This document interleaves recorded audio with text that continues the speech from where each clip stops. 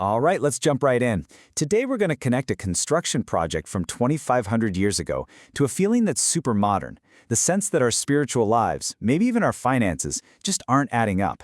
We're going from ancient, ruined temples to something called living stones. Let's get into it. So let me just start with this question. Do you ever have that feeling like you're just spinning your wheels? You're working hard, you're doing all the right things, but at the end of the day, it feels like you're not making any real, lasting progress. It's such a common frustration, right? Well, what if I told you that feeling is anything but new? Seriously. Thousands of years ago, the prophet Haggai described this exact thing, earning money just to watch it vanish, like stuffing your cash into a purse that's just riddled with holes. This ancient text is going to be our guide for a very, very modern problem. Okay, so to figure out the solution, we first have to really understand the problem. So let's rewind the clock and head back to Haggai's time to see what was actually going on. So picture this. The people of Israel, they're back from exile. They have one clear mission: rebuild God's temple. And they start with a bang. They lay the foundation. But then, nothing. For 16 years, the project just sits there, abandoned. And yeah, there was some opposition from their neighbors, for sure. But the real problem? It was inside. Their own priorities had completely shifted away from God's house and onto their own. In this slide, wow, it just lays it bare. Haggai calls them out on it, point blank. He basically asks, really? Is this the right time for you to be living in your nice, decorated houses while this house, my house, is a pile of rubble? They got so wrapped up in their own comfort, their own projects, that they totally neglected the main thing. So that was the problem back then. But with the arrival of Jesus, the whole idea of God's house gets a radical top-to-bottom makeover. And honestly, this is where it all gets incredibly exciting. This is a game changer. This is a monumental shift in how God chooses to live among people.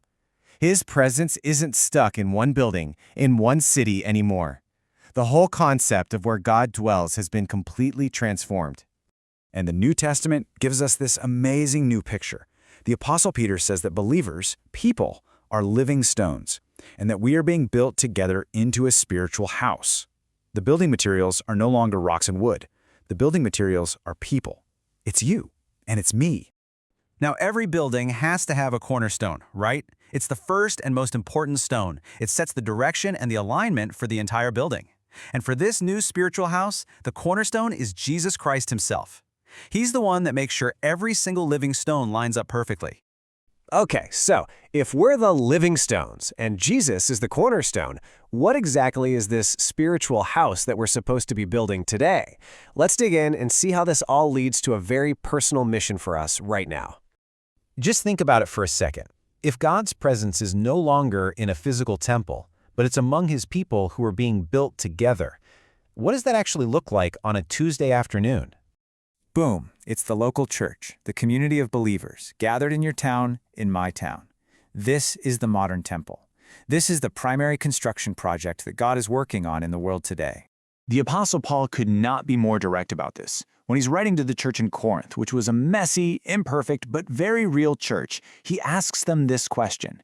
And notice he says you, plural. He's not talking to one person. He's talking to the whole group, the community. He's saying, don't you get it? You guys together are God's temple. So, this is it. This is our modern mandate. Just like the Israelites were called to rebuild the stone temple, we are called to build up the local church. So, how? How do a bunch of different, imperfect living stones actually fit together? Well, the New Testament gives us the actual blueprint. It's packed with all these one another commands. And these aren't just nice little suggestions. This is the construction manual. When we actively love, encourage, forgive, and serve the other stones in our church, we are literally, actually building God's house. Now, this is where it gets really serious, because the Bible is clear that our work on this building project, our contributions to our local church, will one day be put to the test. Paul says there are two kinds of building materials. Are you building with things that last? Gold, silver, jewels. Things like genuine love, real humility, actions that truly build someone else up.